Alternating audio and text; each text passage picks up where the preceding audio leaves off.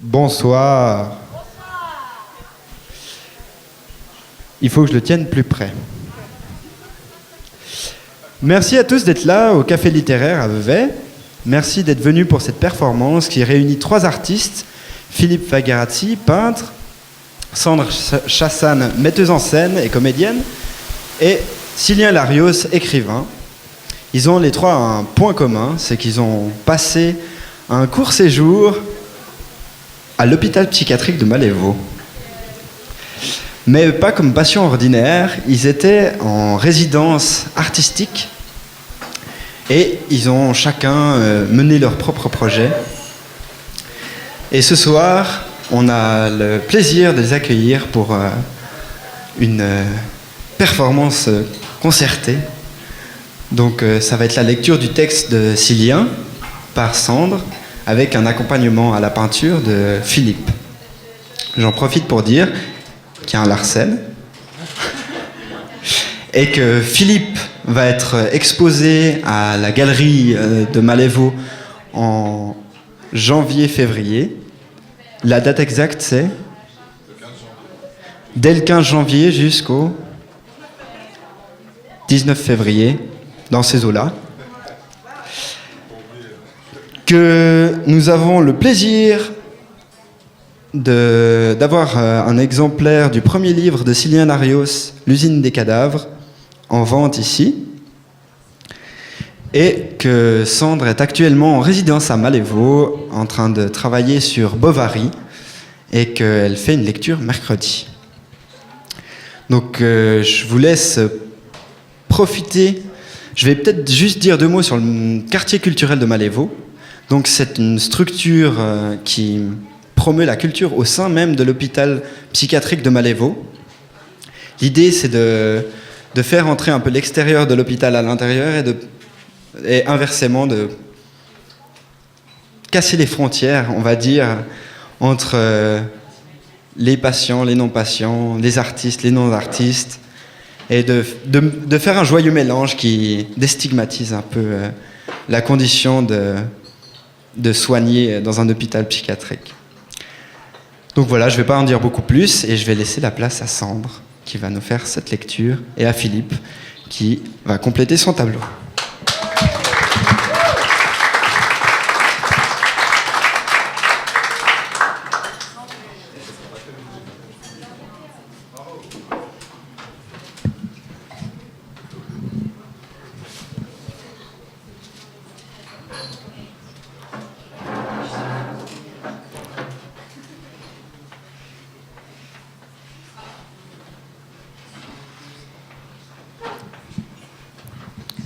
On va vérifier ce son quand même. Hein. Je veux pas que ça cogne non plus. D'accord ?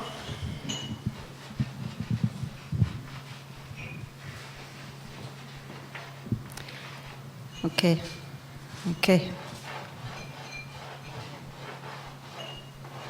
La tour de Malévo. Intermezzo psychiatrique après 23 ans d'usine. À Muriel-sur-Day, à Magdalena Ndiaye, à Gabriel Binder, à Blaise Caron, à Colin Wally, au personnel et aux patients de Malévo. Tout le raconté dans ce roman, lieu, personnage, action, est imaginaire, absolument fictif. La seule réalité se trouve dans un arrière. Cylien Larios. 1. La tour de l'hôpital psychiatrique de Malévo s'aperçoit au loin dans les cimes helvètes. La brume matinale la rend irréelle.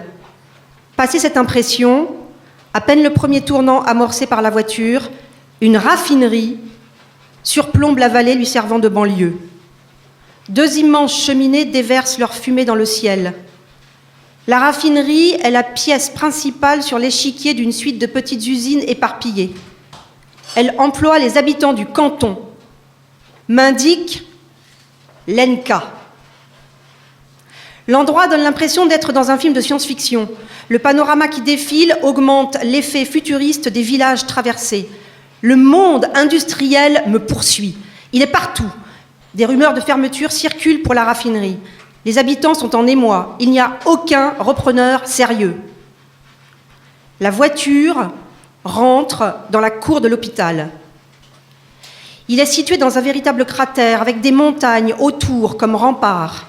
Une plaque indique « Nous accueillons des êtres ayant des troubles nécessitant le soulagement d'une souffrance existentielle ou relationnelle. » Des arbres de toutes sortes jaillissent du sol. Le roi de cette forêt, éparpillé, se trouve au centre. C'est un chêne géant aux branches qui pénètrent la terre. Malgré sa grandeur, il est dépassé par la tour. Elle monte jusqu'au ciel. Une armoirie avec un chiffre effacé par le temps se trouve en haut de son portail de fer cadenassé.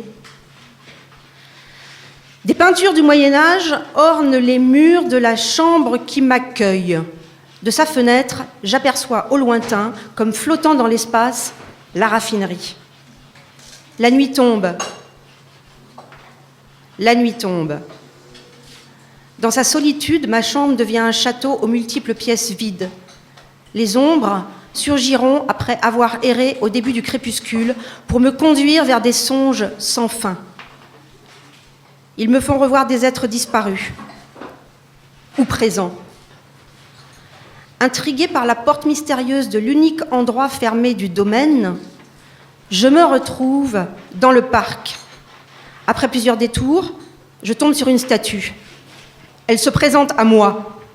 Je suis Sainte Dipna, patronne de ceux que la société bien pensante nomme fous. Mon père voulait m'épouser, je pris la fuite avec l'amour de ma vie. Nous sommes à Malévo, mauvaises eaux, marginaux, sorcières, laissés pour compte, relapses pour ces êtres tourmentés, aucune médecine de l'âme et de l'esprit. Je devins l'infirmière et confidente de ces proscrits. Ici, aucune clé ne ferme les portes, à part celle de la tour. Au matin, je fais connaissance de Natalia, à l'air d'éternelle jeune fille, sa petite taille aidant. Son visage est d'une grande pâleur. Il est dominé de cheveux d'un noir de jais, coiffé en chignon. Elle me propose une cigarette pour initier la conversation. Natalia fume à tout va. Un vieux moine, avec une grande barbe blanche, s'approche. Il se présente à moi. Je suis Saint-Nicolas, aumônier de l'hôpital psychiatrique. Voyant mon effarement, l'ecclésiastique poursuit. Je n'ai pas toujours été un homme de Dieu, bien au contraire. Je suis arrivé en ce lieu tout petit garçon, accompagnant Eda Mussolini. Ici, qui est docteur? Qui est patient? Mystère. Pas de blouse blanche. Cela a toujours été ainsi, aussi loin que mes souvenirs reviennent. Il y a eu des prêtres ouvriers. Moi, je suis moine libertaire. Je suis pour le préservatif. Le pape a dit, pas d'amour hors mariage. Dans ce cas, pourquoi ajouter le péché au péché? Lenka me présente Senta. Senta ouvre le bal d'un ton philosophique. Dans un monde en souffrance, plus personne ne parle au cœur. Moi, quand on part, c'est comme des bulles de savon vers le vide. Lenka et Senta, comment peux-tu être aussi nihiliste? Le malentendu passé, le hasard des flâneries me conduit tout droit à la salle de musique. En cet endroit, mes oreilles entendent le plus beau des concerts. Un musicien d'une grande virtuosité joue sur un piano où aucune note ne sort. L'émotion ressentie vient de l'endroit que Senta appelle le cœur. Visite du casino de l'hôpital. Partie de roulette. Je rencontre Hilda. Hilda et Alain. Le casino, tout en verrerie byzantine ottomane, est des plus singuliers. La mise ne rapporte pas de l'or en barre, elle rapporte des petits bonbons au chocolat fourrés de menthe verte. Hilda, la belle polonaise, parle d'une voix ponctuée d'un doux accent de Katowice. Leur goût rappelle les sensations exquises du bonheur passé. Une vive émotion s'empare de moi après avoir vu ces petits bras blancs, chétifs, tailladés par les souffrances passées. Mais Alain perd au jeu. On m'appelle Alain le Sinoc. Je suis fou. Je vais acheter un bordel là où d'autres construisent des châteaux. En Espagne qu'il sera, mon bésodrome. Vous feriez une bonne prostituée, madame. Un filet plus blanc que les autres sort de sa bouche. Votre prêtre est un homosexuel. Il a couché avec moi quand j'étais petit. Hilda disparaît. Une profonde tristesse m'envahit. Par bonheur, Senta se retrouve sur mon chemin. Senta, véritable flot à parole de la grâce, pour ma grande joie, part dans un exposé illustrant ma doctrine philosophique. Seul l'humanisme me fait encore vivre. Loin du travail, loin du travail, loin du travail à la chaîne en usine. Pour la première fois depuis 23 ans, je ne suis plus tributaire de son rythme. Une semaine du matin, une semaine du soir, les 2-8 que ça s'appelle. À chaque nouveau cycle, l'organisme doit s'adapter. Je peux m'estimer heureux de n'avoir pas été soumis au 3-8. Et il y a encore pire, les 2-2-2, que ça se nomme. 2-2-2, système révolutionnaire, mis en place dans certaines usines pour que la chaîne s'arrête jamais. Par roulement pair, l'ouvrier travaille 2 jours du soir, la fois d'après, 2 jours du matin. L'adéquation est complexe, étudiée par des ingénieurs scientifiques qu'elle est. L'ouvrier peut se reposer le jeudi-vendredi, reprendre de nuit le samedi-dimanche. Loin de Paris, loin de mes habitudes, loin de mes délires, loin de mes névroses, surtout plus penser aux 23 ans d'avant. La raffinerie au loin en est juste l'écho. Tous les présents à Malévo sont là pour oublier. Ça devrait m'aider. Comme toutes les nuits, les songes reviennent. Au fil du temps, je m'interroge sur la part de rêve et de réalité de l'existence passée. Je me promène sur un chemin de l'enfance. Après avoir heurté un pavé, mes yeux s'entrouvent. Je me retrouve dans le noir de ma chambre. La peur m'envahit. Comment descendre du lit? Il est en hauteur. Mes parents dorment. J'ai école ce matin. Mais non, je ne suis plus petit garçon. Je suis à Malévo. Le lit est bas. Suis-je vraiment à Malévo? Ailleurs, mes pieds ne sentent pas le vide. Ils touchent le sol très vite. Au matin, j'entends les cloches de Pâques.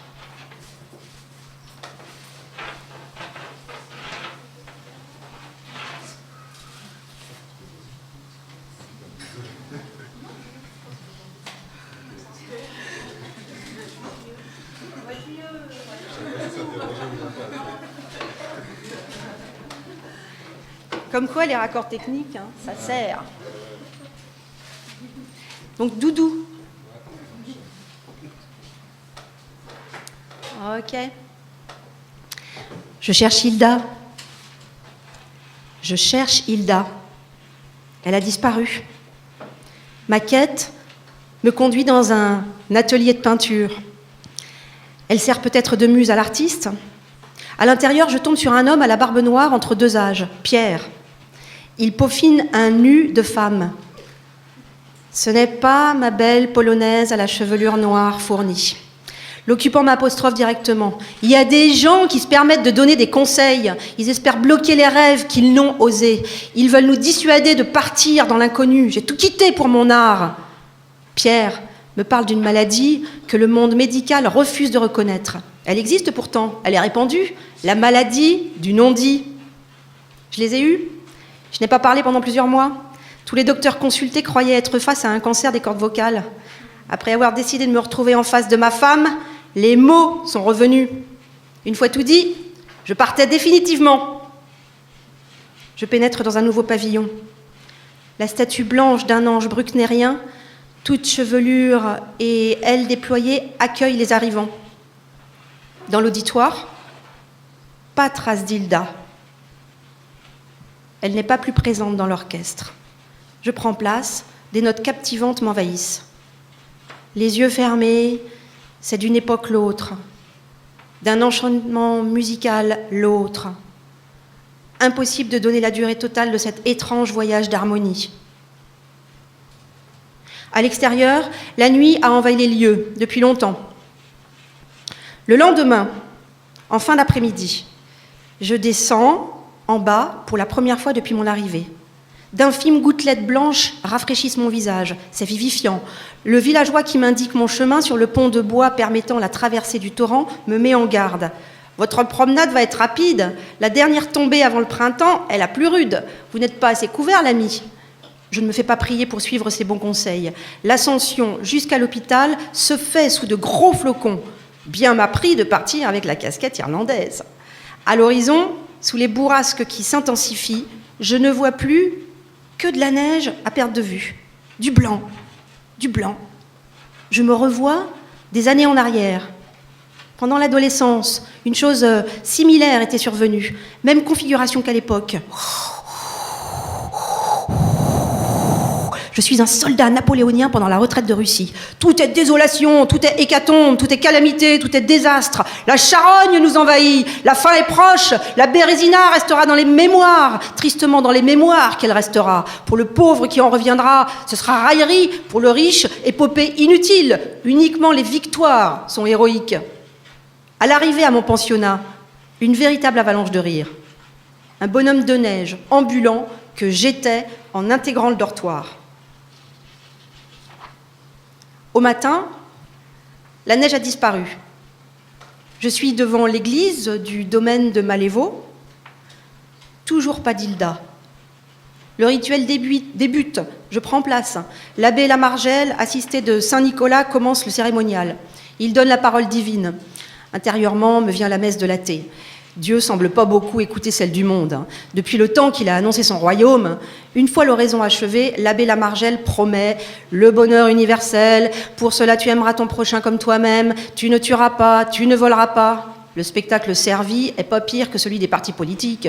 Laissez faire, travaillez bien, faites des enfants, aimez votre patrie, on s'occupe de tout. Après l'Arc de Triomphe, j'emprunte le chemin de gauche. La raffinerie est bien présente dans le paysage comme une pièce montée. Des enfants descendent d'un toboggan. Leurs parents jouent au tennis, plus loin. Le hasard heureux me fait croiser Lenka. Elle poursuit la promenade en ma compagnie. Je lui donne mes impressions sur le beau texte qu'elle m'a prêté, très intéressant, ton mémoire sur le suicide des Indiens en Amazonie. Elle dit le sujet est glauque. La pendaison d'un enfant de 11 ans, c'est dire le désespoir des Indiens qui constituent 2% de la population du pays. À 11 ans, dis-je, ça peut être un jeu qui a mal tourné. Moi-même, à cet âge, avec les copains, on se pendait comme les westerns. Lenka m'arrête. Il avait connaissance de la réalité de son acte, cet enfant de 11 ans.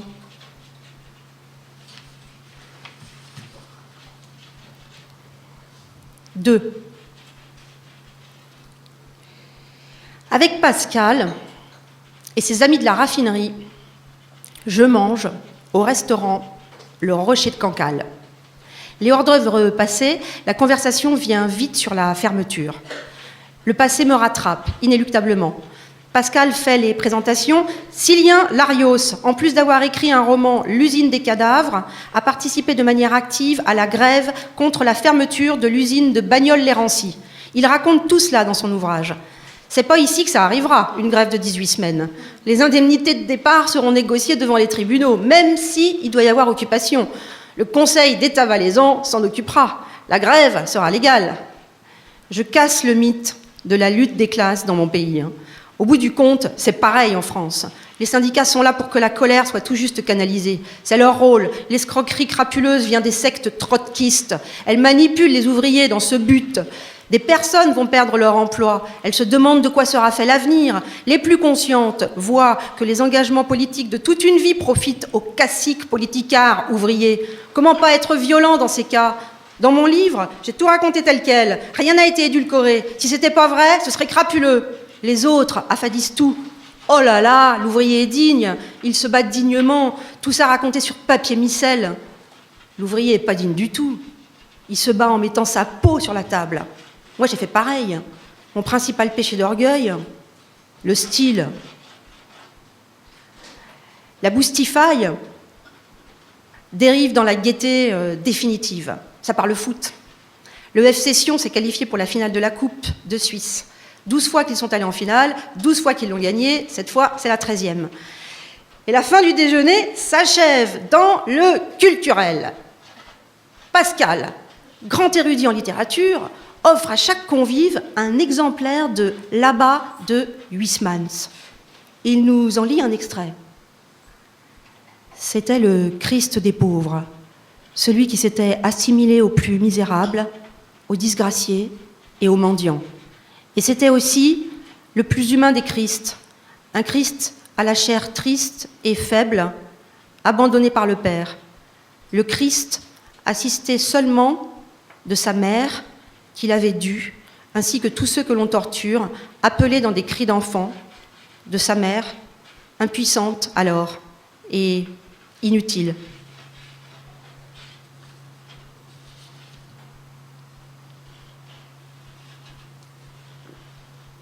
Avant la tombée de la nuit, je descends boire un verre avec Pierre. Il m'évoque ses doutes d'artiste. Je suis angoissée à l'idée du devenir de mes toiles. Elles sont comme mes enfants. Puis, il me demande « Tu es heureux ici ?» Ma réponse est sans ambiguïté. Après toutes ces saloperies, bassesse, trahison subie, j'aspire au calme, à la tranquillité. À Malévo, je suis servie.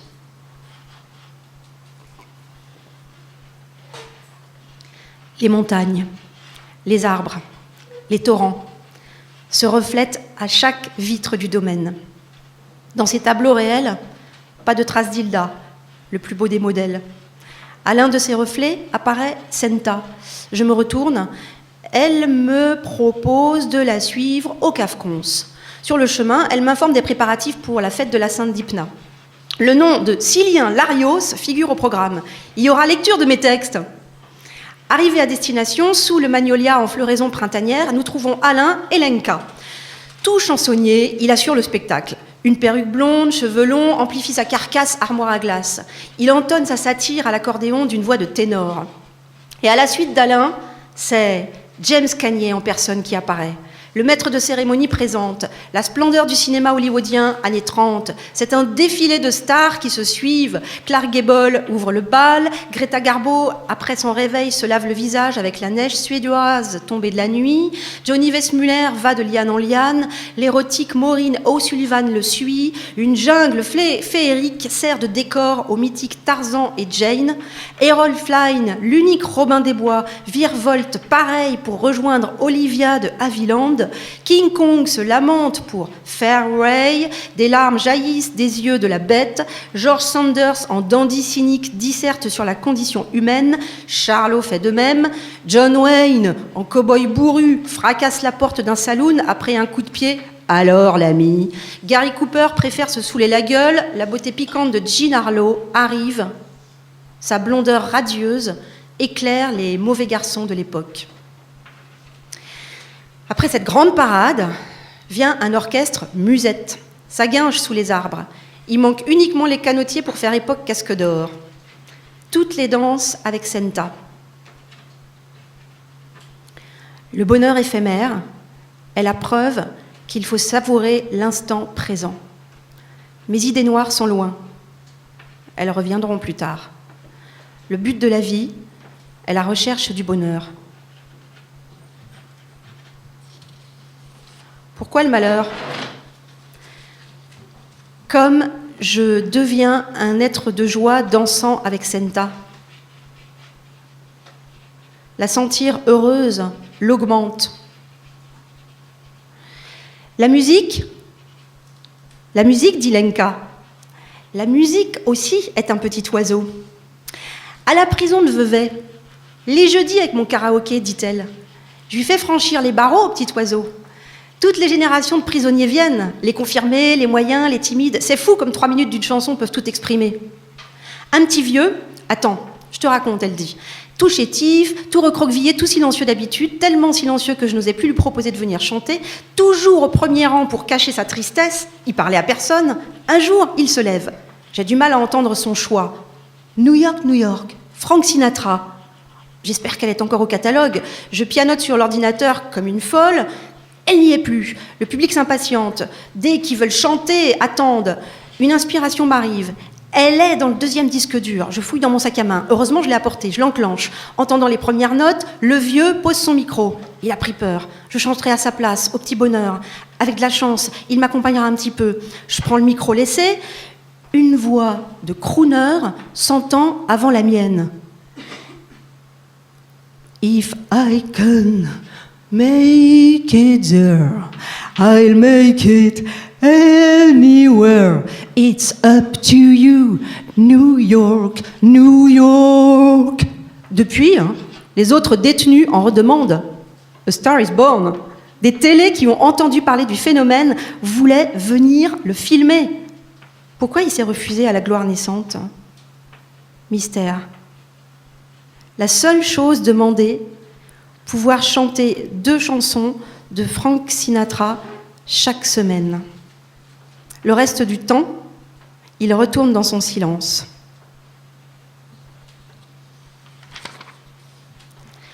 3. Les rayons du soleil printanier amènent floraison aux arbres, aux champs environnant le domaine. Qu'elle est bien loin, ma tourmente passée. Jamais une telle phrase ne serait venue à ma composition à Bagnoles-les-Rancy. Les tables fleurissent à l'extérieur. Je mange à l'une d'elles avec Senta. Dominique nous rejoint. Le bonhomme est jovial, pittoresque, du haut de ses lunettes cerclées. Les festivités pour la Sainte Dipna s'annoncent bien. Je fais tout pour qu'elle soit comparable à la grande kermesse des années 80. C'était quelque chose, la kermesse héroïque qu'elle a fini par être appelée. Ça dansait, buvait, ripaillait, le tout à la bonne franquette. Il y avait les avaleurs de feu, des montreurs douces, du théâtre de rue. On en parle encore de la kermesse de Malévo. Restrictions budgétaires qu'avait annoncé le nouveau Conseil d'État valaisan en 95. Les Vaudois avaient baptisé ce programme Orchidée. Ça veut dire couille. Premier visé, des coupes, tout ce qui dépasse, le festif culturel. Mais la statue de Sainte Dipna, sainte patronne des lieux, m'a donné une illumination. Et si j'organisais une fête en son nom ? Prononcer Sainte Dipna a été un sésame, ouvre-toi. L'enthousiasme a gagné Malévo. En haut lieu, il ne pouvait que suivre. Anaïs, chevelure longue d'argent, voix envoûtante, d'une grande douceur, se trouve devant le théâtre. Comédienne ambulante. Dans un spectacle en préparation pour la fête, les débuts de Malévo seront racontés. Anaïs précise, l'extraordinaire qui va suivre est véridique. À cette époque, le torrent était mauvais. L'hôpital psychiatrique prend de nouvelles teintes. En prémisse de la fête, les pavillons deviennent multicouleurs. Des peintres leur donnent des éclats joyeux, l'ENCA supervise les travaux. Avant de nous séparer, elle m'invite à venir visiter l'atelier de théâtre dans l'après-midi. C'est choupi comme l'atelier peinture qu'elle me dit.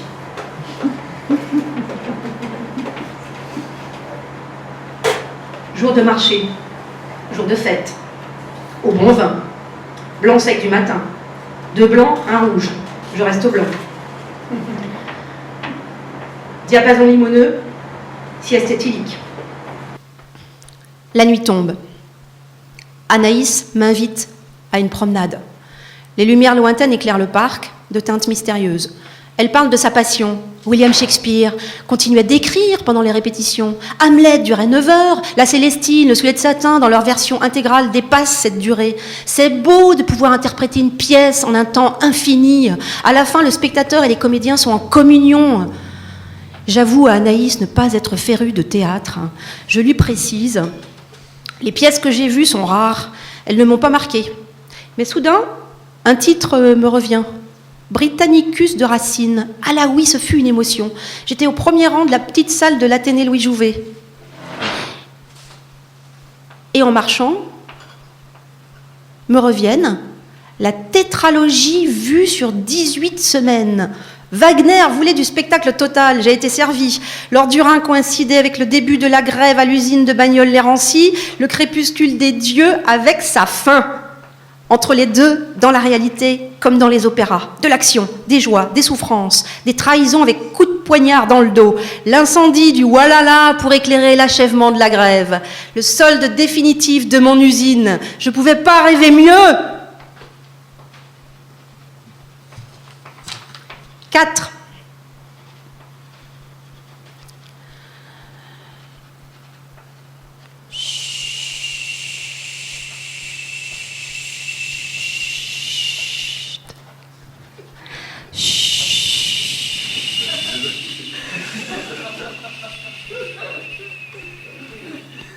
Une bénédictine tout de noir vêtue, enfante un sac plastique. Elle est dans la pénombre. Elle s'éloigne une fois le sac devenu petit bonhomme. Soudain, les premiers accords du prélude de l'après-midi d'un faune. Le sac plastique se lève, emporté par la musique poétique. Il bouge, il devient maître des airs. Un autre sac plastique. Une dame vient se joindre à lui, elle monte encore lorsqu'à la suite d'une gigue, d'autres sacs plastiques arrivent. Ils se joignent au couple par petits paquets, comme des abeilles autour d'un champ de fleurs. Tu as pourtant été trotskiste. Je n'ai jamais été trotskiste. Pour ma défense, je dirais, Sylvain Larios a eu droit au goulag et massacre à petit feu. Quand je vois le degré de dinguerie de la totalité des partis se réclamant encore du communisme, j'affirme, c'est encore une belle idée gâchée. Ils risquent pas d'arriver au pouvoir. Vaut mieux pas qu'ils y arrivent, des vrais dingos. Voilà qu'elles reviennent, mes névroses. La raffinerie au-dessus de moi, elle épée de Damoclès, elle les fait revenir. Le destin humain est-il tout tracé? Où conduit la tour? Qu'est devenue Hilda? Senta me rassure, elle m'apaise toujours, Senta. Ici, tu ne risques rien. Tu peux dire ce que tu veux. Rien ne sera retenu contre toi, contre personne. Les passifs, c'est à l'extérieur. Les mauvais coups, les lâchetés aussi. Le torrent, dit la légende, est bienveillant, est dispensateur de calme, de joie, d'équilibre. Il protège ou rend pierre. Mais Senta ne me rassure pas complètement. Sur la tour, et Hilda, aucune réponse. Je pars sur le chemin des blocs erratiques avec Anaïs. Je remets ça sur les syndicats. Anaïs me coupe et parle. Mais Sylvain, il y a de nouvelles alternatives, autres que les manifestations syndicales. La contestation se fait autrement. Des économies parallèles se montent, elles communiquent entre elles. Détroit n'est plus une ville sinistrée. La chute de l'immobilier a attiré du monde. Avec les nouveaux arrivants, la ville renaît. L'initiative de Dominique Malévaux, quartier culturel, s'inscrit dans cette logique. La résignation doit partir. Un conseil, tourne la page, passe à autre chose. Dans la soirée, en triant mon courrier, je tombe sur 2 lettres. Elles me ramènent à mon usine. Pour éclairer Pascal sur les turpitudes du syndicalisme en France, je les lui envoie. Lettre 1. Bonjour, chers camarades. Militant de la CGT depuis 1996 à l'usine de Bagnoles-les-Rancy, avec participation active aux 3 grèves. J'ai bien le droit de faire valoir mon opinion par écrit si elle est différente de celle des autres camarades de la CGT PSA Saint-Quentin. Malgré mes demandes répétées, elle n'a pas été transmise à la suite de celle du syndicat. La lettre du syndicat de Saint-Quentin, telle qu'elle peut donner l'impression que tout le monde est d'accord. C'est pourquoi je vous le transmets. Il est toujours à mettre en complément de la lettre du syndicat PSA Saint-Quentin. Fraternellement, Sylvain. Lettre 2. Bonjour. Les turbulences sont là. Elles ne peuvent être cachées. Thierry Lepan est dans la lignée de politicards professionnels Intel. Henri Krasuki, Lech Walesa n'auraient jamais mis le syndicalisme dans un tel embarras. Pour une simple raison. Pour eux, l'éthique prévalait, surtout avec la vocation de défendre les intérêts du monde du travail. Le sort du pan de basse-cour est déjà tranché depuis longtemps. Pas beaucoup regretteront qu'il finisse en laminoir. Pour ma part, je ne participe pas à ce que je considère une mystification. C'est bien la preuve que sans révolution, ça n'existe pas. Il n'y a que des réformistes plus ou moins grands. Sylvain Larios, simple syndiqué, CGT PSA, Saint-Quentin. Une fois les 2 lettres envoyées à Pascal, je les efface de mon disque dur. Tout cela doit rester loin, très loin. Pour l'instant, les préoccupations du quotidien sont bien plus importantes. Les conseils d'Anaïs ressurgissent. Passe à autre chose. Anaïs a bien raison. En France, à présent, le pouvoir de nuisance des syndicats semble bien limité. Seuls les squales d'eau douce, larbins du capitalisme aux dents plus ou moins pourries, s'accrochent toujours et encore à un pouvoir des plus grotesques. Pourquoi me tourmenter encore à combattre pour que ça change? La population française a pris le pouvoir ailleurs. Elle laisse ces guignols de bandes dans leur dé à coudre. 5.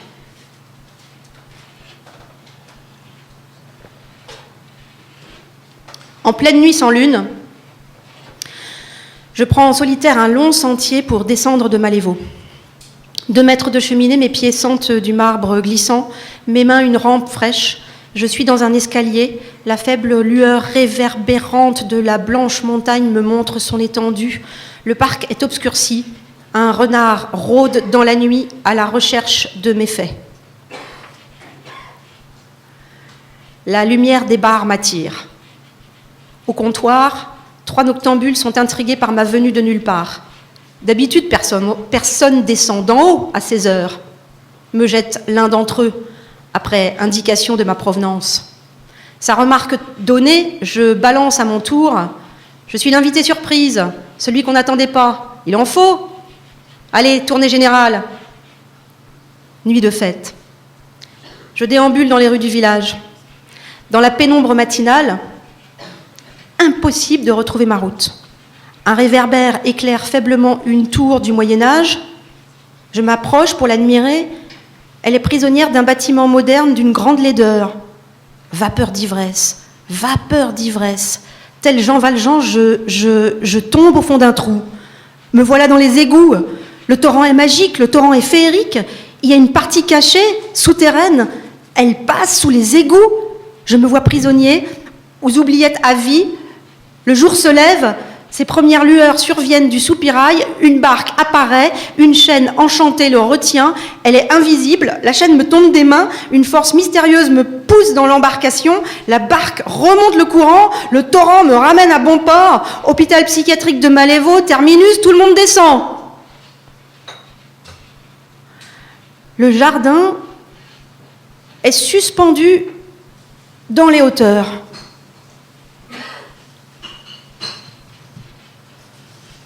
Six. L'usine des cadavres a bien eu son petit écho. Pour la 2e fois, me voilà au rocher de Cancale. Jean, professeur à l'université de Genève, va parler de mon roman dans un cours qu'il va faire sur les romans du travail au XXIe siècle. Il m'invite à manger pour un petit échange. Les mets succulents aident à la conversation, le vin aussi. Je pars dans un monologue intérieur. Silien Larios n'est pas qu'un écrivain prolétarien. J'essaye d'être un écrivain tout court. Il est vrai que l'usine des cadavres se déroule dans une usine automobile et que j'appartiens au monde du travail. Et je suis fière d'être ouvrier. À la fin du repas, Jean m'informe. J'adore Céline. Comme tu l'as dit, il y a bien une filiation entre lui et Marcel Proust. Céline admirait À la recherche du temps perdu. Dans Mort à crédit, il reproduit quasiment la scène de la mort de la grand-mère. La seule chose qu'il n'aimait pas chez Proust est qu'à ses yeux, c'était un petit bourgeois. Dans la soirée, nous voilà chez Pascal. Dominique nous accompagne. Sa femme nous reçoit. C'est la saison des asperges. Wouhou! Une fois tous autour de la table, il nous propose de venir à la fête de la raffinerie le 1er mai. Ce ne sera pas l'éternel défilé, la fermeture ne se fera dans la joie. Pas de séquestration, bâtiment saccagé comme en France. Le plan de départ vient d'être signé. Des souvenirs pas très lointains me reviennent. Miro me laisse pas finir. Il reprend le relais, sort une bonne bouteille pour détendre l'atmosphère, des fois que je l'ai plombé avec mes histoires. Vin sans sulfite. Ça donne pas mal à la tête le lendemain. Dominique, pas impressionné pour si peu. En Valais, avec ou sans sulfite, ça change rien. Le Valaisan, c'est du costaud. Le communard Arthur Arnoux, qui a séjourné en Suisse après la semaine sanglante, il y est resté 10 ans jusqu'à l'amnistie pour pas finir à Cayenne. Il faut pas dire que l'anarchie c'est pas possible. La Suisse prouve le contraire. Tout est propre, en ordre, tip-top comme disent les Suisses. Après un autre verre de vin, sans sulfite, autour de cette table, on décide une votation. Le fédéralisme dans toute sa splendeur. On vote à tour de bras. Le nucléaire, les éoliennes, le devenir des fœtus, la prostitution, les minarets. Il n'y a pas de sujet tabou, pas de questions interdites. Le parisianisme, ici, ça n'existe pas. Pas de gouvernement central, chaque Suisse se gouverne à son échelle. L'enfer utopique, comme dirait l'autre. Nous rentrons tard, très tard. Des coins et des recoins, secrets, existent encore. Au hasard d'un furetage, un cimetière à l'abandon se présente à moi et à Senta. Des arbres fantasmagoriques nous plongent en pleine allégorie. La vue de tombes oubliées augmente le climat d'étrangeté. Elle semble dérisoire. Au milieu, un dolmen annonce être le maître de l'espace. Une plaque de marbre apposée sur son socle énumère les morts au champ d'honneur d'une guerre oubliée. Plus loin, des sculptures inachevées, noircies par l'abandon, sont éparpillées. L'éphémère de toute chose se présente à nous. Le souvenir d'Hilda ressurgit. Existe-t-elle vraiment? A-t-elle existé un jour? L'enchantement de l'endroit convoque les parties cachées de mon musée intérieur, parties que je voulais enfouies à tout jamais. La réponse doit se trouver fatalement dans l'un des endroits mystérieux du domaine. En quittant Senta, d'autres pensées m'abordent. Le bonheur réel est-il toujours appelé à être enseveli au fond de nos esprits, par peur de le voir disparaître à tout jamais?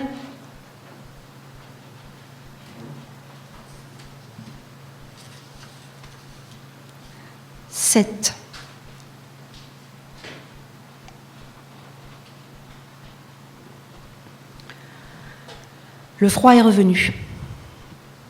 L'humidité est dans l'air. La pluie s'annonce.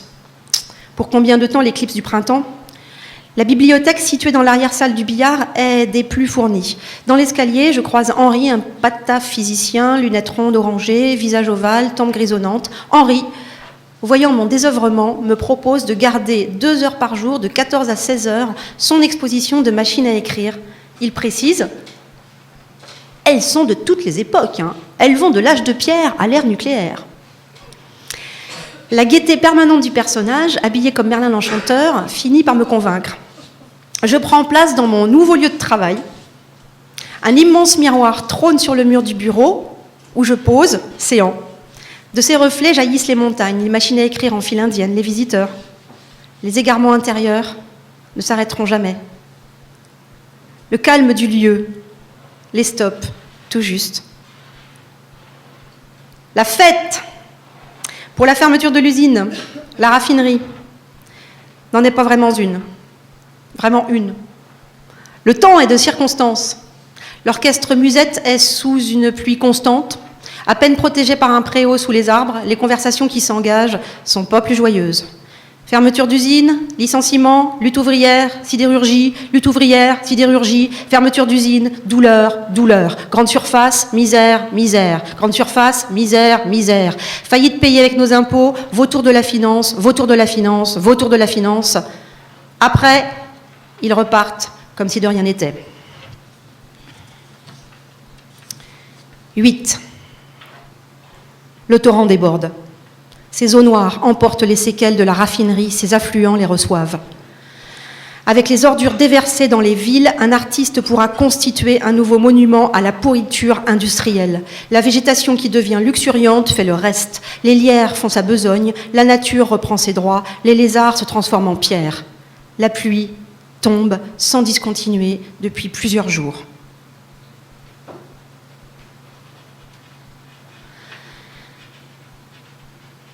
De ma fenêtre, la tour du domaine est éclairée par les derniers feux de la raffinerie s'éteignant dans la pénombre. Au matin, une fumée enveloppe encore la montagne. Elle se dissipe avec les brumes matinales. 9. Le retour des rayons du soleil font entrevoir les dernières vapeurs de la raffinerie. Les préparatifs pour la fête de la Sainte-Dipna s'intensifient. Le parc du domaine est en ébullition. Des hôtes de marque commencent à arriver. Françoise, brûlée vive pendant la grande campagne d'inquisition du XVe siècle, comme tant d'autres, surgit. Je vais la voir dans l'espoir qu'elle me donne des nouvelles d'Hilda. Je frappe à sa porte. Elle m'ouvre. La souffrance se voit sur un visage d'une grande beauté, éclairé à la bougie. Sa tignasse blonde s'aperçoit à peine, une coiffe blanche de laitière la cache en grande partie.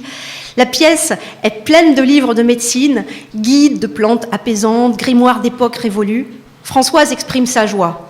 La fête de la Sainte-Dipna sera l'occasion pour elle de faire réviser le procès qui la conduisit au supplice. L'air de Malévaux rajeunit Françoise. Sa chevelure blonde se trouve aux 4 vents, le soleil est revenu, le ciel est céruléen, une robe Chanel verte jusqu'aux genoux met en évidence un corps magnifique, splendide, sculptural, sensuel. La voir prouve que les marginaux doivent prendre le pouvoir à jamais. Combien de femmes emmurées de nos jours? Mais aujourd'hui, c'est le soleil qui brûle les bras nus de Françoise. Il donne des couleurs vives à sa peau d'une grande pâleur. Pas que le vin sans sulfite qui fait tanguer, qui mène loin. Le repas 5 étoiles, idem, hein, pressé de canard aux artichauts, vinaigrette de truffes de printemps, risotto primavera scampi al pesto genovese, pièce de veau du pays rôti en crémeuse de morille, tiramisu, fraises et rhubarbe, croustillant florentin. L'ivresse, quoi. Voluptueuse, fait le reste. 10. Malévaux.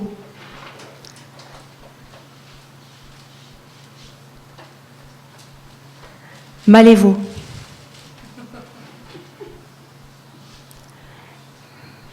C'est beau.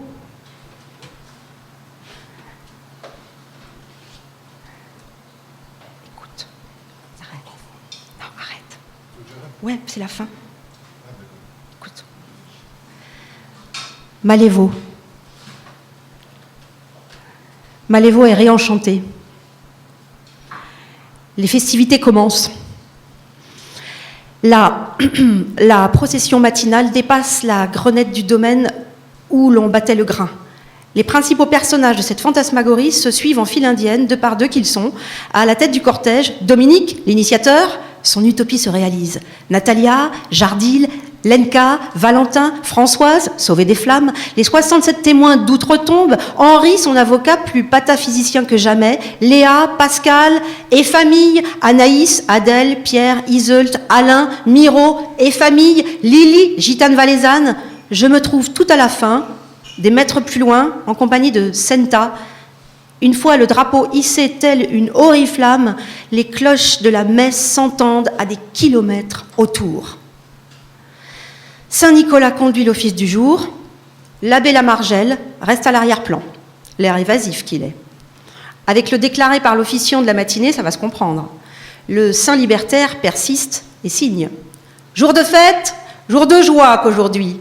L'église du domaine est ouverte à tous, marginaux, non marginaux, homosexuels, hétérosexuels, femmes du monde, putains, les qui ont la foi, les qui ont les foi, toutes les religions, les croyants, les non-croyants, des hosties, il y en aura pour tout le monde, avec 20 de messe, aucune obligation de pardonner à celui qui t'a fait du mal. Le riche pardonne pas aux pauvres qui réclament son dû, il envoie ses chiens de garde. L'homme politique demande aucune expiation pour les promesses non tenues. Tant qu'on vote pour lui, il vous baratine jusqu'à plus soif. J'arrête là mon sermon. C'est jour de fête, jour de joie. Et, après un silence, je vous bénis tous. Une bénédiction, c'est dire du bien. Pour une journée, le reste est oublié. Un banquet fabuleux est dressé à la buvette du torrent. Saint-Nicolas le bénit.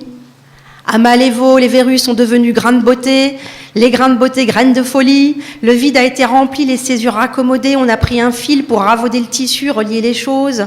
L'asile sera autogéré pour tous les laissés pour compte, la buvette du torrent devient hospice comme autrefois. Porte ouverte à tous. Que l'hôpital psychiatrique soit un bordel organisé, un lieu organique et vivant. Dans le jardin extraordinaire, avec table aménagée pour les glaces et rafraîchissements, c'est Antonin Artaud en personne qui ressurgit. Je prendrais bien de la fraisette, qu'il dit à la dame préposée au cocktail. Des petits enfants déambulent de partout, le poète maudit, visage émacié, édenté par les souffrances, est enchanté de se retrouver à Malévo. La joie. La lune se fait l'écho d'un concert de flamenco. Au bout de la nuit, une immense sarabande conduit la totalité des festivants dans un cercle sans fin à travers le parc. La danse effrénée s'achève devant la tour de Malévo. « 11.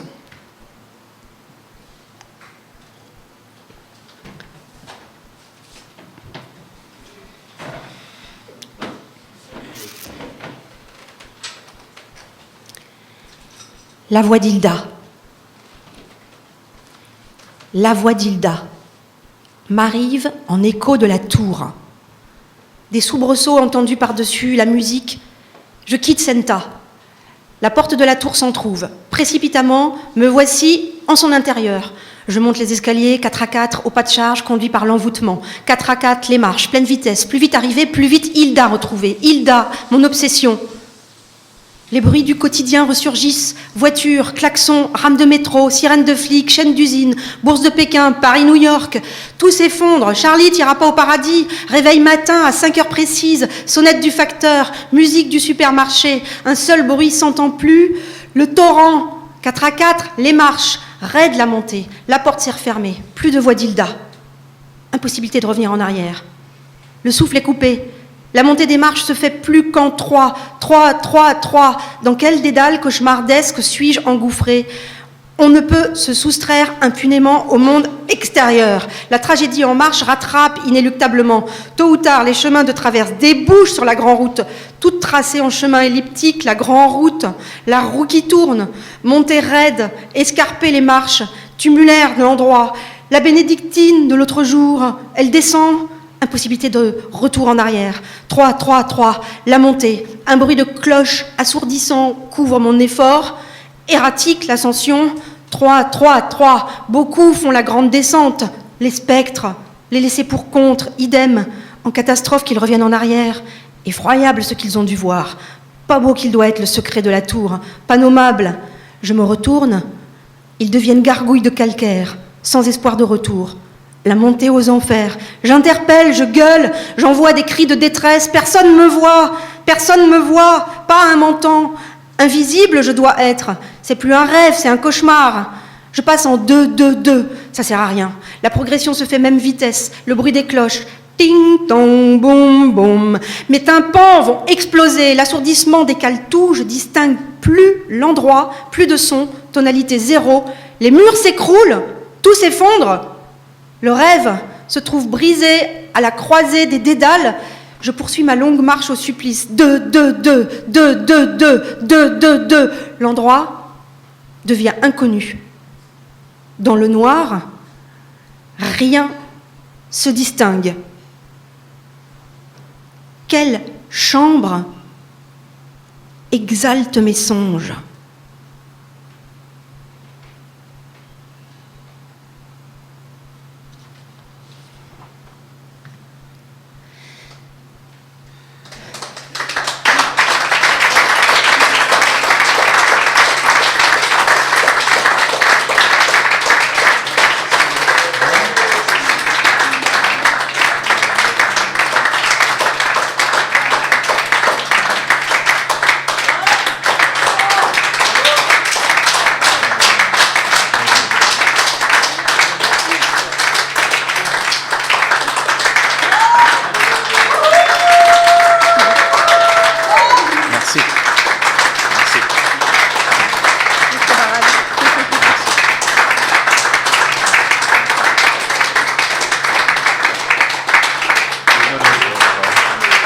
c'était quand même. Hein.